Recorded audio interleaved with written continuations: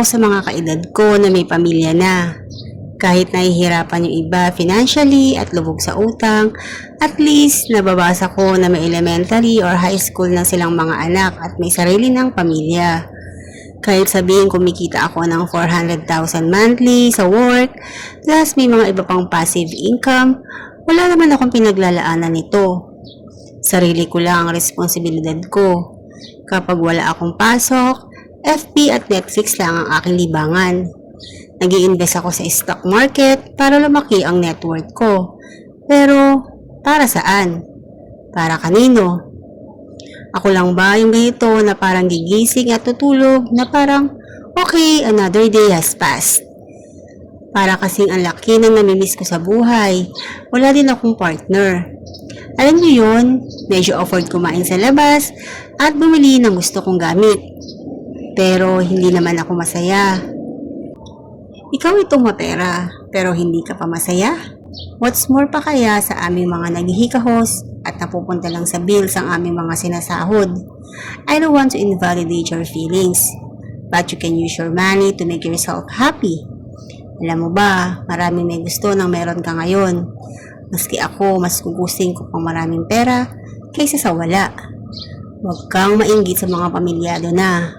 Baka hindi mo alam, hindi rin masaya ang mga yan at puro regrets lang din.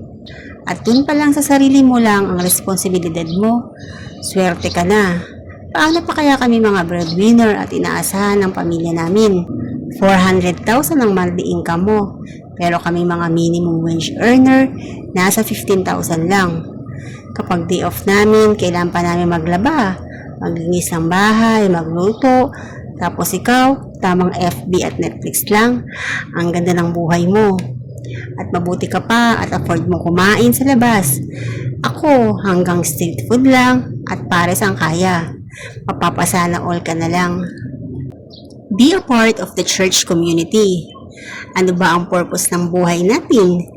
Hanggat hindi natin nakikilala ang Panginoong Jesus, life is really without a purpose. Always have a heart of gratitude. Life is a choice. Piliin mo maging masaya kahit mag-isa ka lang. Huwag mong independe sa ibang tao ang kasiyahan mo. Ika nga ng iba, your fantasy is my reality. Kung yan pinapangarap mo, for sure may iba rin na nangangarap sa posisyon mo. Be grateful for what you have. Your feelings are valid. Tao ka lang din naman. Don't lose hope on your goals. May kanya-kanya tayong season. Darating din ang para sa'yo. Keep on going. Pareho tayo. Pero ako may pamilya. Pamilya na hindi masaya. Madaming pera, madaming sasakyan, may bahay, pero it always feels so alone and lonely. Be grateful for what you have. Lahat ng tao, dream ang di kakapusin, di isipin paano kaya ang bukas. Ask for the guidance ni Lord para mahanap mo ang tunay na kaligayahan sa buhay. Try to join in other community club like church. Huwag puro parami ng salapi. Magparami ka ng kaibigan. Ng memories. Try to travel. Maybe nasa ibang lugar ang happiness mo. Maghanap ka ng partner. Malungkot ang buhay pag walang nagmamahal. At kahit wala kayong anak, okay lang. Ang importante, may kasama ka habang tumatanda. Be friendly, sweet, and loving, and you may find the love of your life.